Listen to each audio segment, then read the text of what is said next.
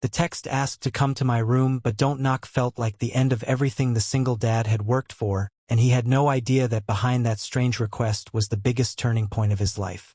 He stood in the hotel hallway holding his phone like it might explode in his hand, reading the message from his boss over and over, his heart pounding so hard he could hear it in his ears.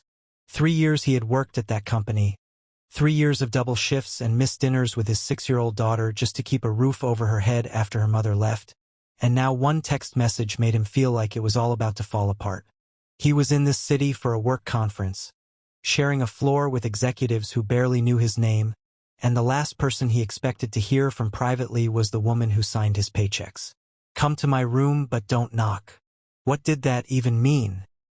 His mind raced through every terrible possibility, and his stomach turned into a tight knot of fear.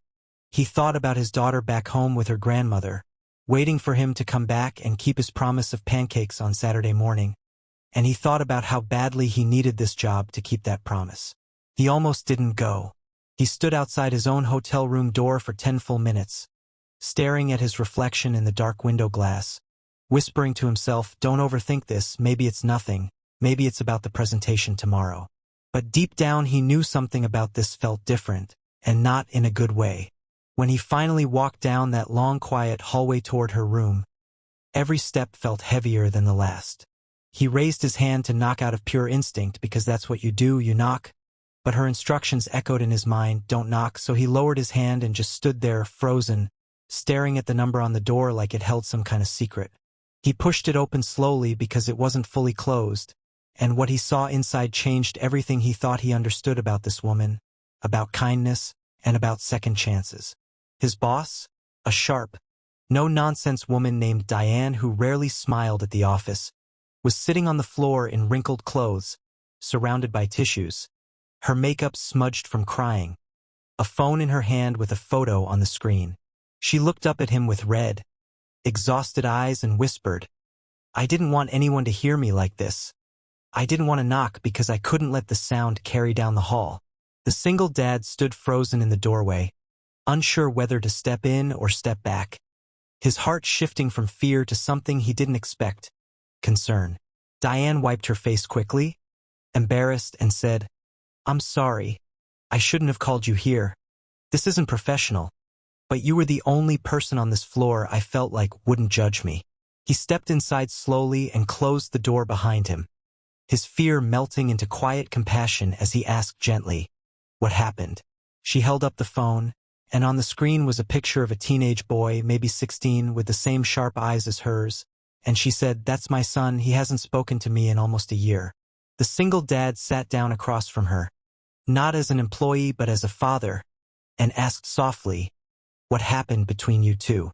Diane's voice cracked as she explained that after her divorce she buried herself in work, believing that if she gave him everything money could buy, he would forgive her for being gone every night. But instead he grew distant, cold, and eventually stopped answering her calls altogether. She said, I built this whole career thinking I was doing it for him, but somewhere along the way, I lost him completely. The single dad felt something tighten in his chest because he understood loss too, though in a different way, and he said quietly, I know what it feels like to be scared you're failing your kid. Diane looked up at him, surprised by his honesty, and asked, how do you do it?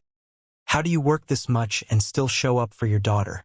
He smiled sadly and said, some nights I don't feel like I'm doing enough either, but I call her every single night before bed no matter where I am, even if it's just for 2 minutes.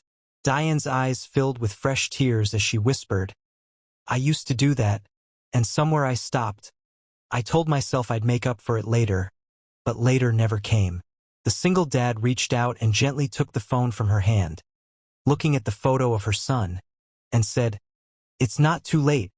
Kids forgive faster than we think if they know the love is real. Diane shook her head and said, he blocked my number last month. I don't even know how to reach him anymore.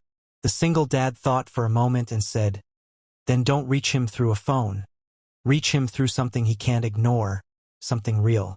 That night, they sat together for almost 2 hours, not as boss and employee, but as two exhausted parents trying to hold their families together. And by the end, Diane had written a letter, a real handwritten letter, pouring out everything she never said out loud, promising to change, promising to show up, promising to be present instead of perfect. The single dad helped her find her son's school address online since she still had access to his enrollment records from before the divorce, and they mailed it together the next morning before the conference even started. Weeks passed, and the single dad returned to his normal life, waking up early, packing lunches, working long hours, until one afternoon Diane called him into her office. His heart sank instantly, fearing the worst, fearing that maybe that night had created an awkward distance between them. But instead, Diane turned her computer screen toward him, and on it was an email from her son, the first message in nearly a year, simply saying, "I got your letter, can we talk?" Diane's eyes welled up as she said, "He wants to see me this weekend. He actually wants to see me." The single dad felt his own eyes sting with emotion, not because of the promotion she was about to offer him, not because of anything work-related, but because he witnessed something rare, a broken relationship beginning to heal because two strangers decided to be honest instead of silent. Diane looked at him and said, "You didn't have to come into that room that night. You could have turned around and pretended you never got that text." He shook his head and said, "Something told me you needed someone to walk through that door, not away from it."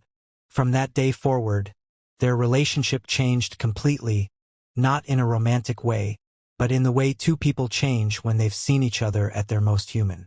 Diane became more flexible with his schedule, understanding firsthand how precious those bedtime calls were, and she even asked him, half joking, half serious, "Teach me how to be present the way you are with your daughter." He laughed and said, "I'm not perfect at it either. I just show up, even when I'm tired, even when I don't feel like enough."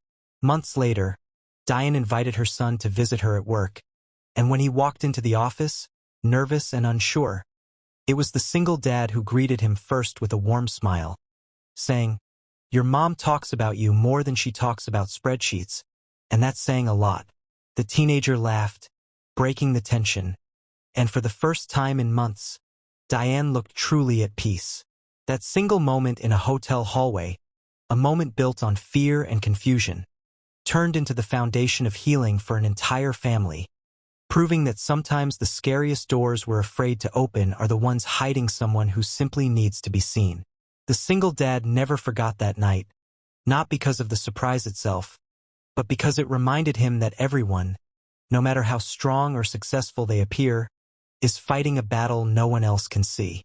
He went home that weekend and hugged his daughter a little tighter, grateful for every phone call, every pancake breakfast, every small moment he almost took for granted, understanding now more than ever that presence is the greatest gift a parent can give. And Diane, the woman who once seemed unreachable and cold, became someone who genuinely cared about the people around her. All because one single dad chose compassion over judgment, chose to walk in instead of walking away.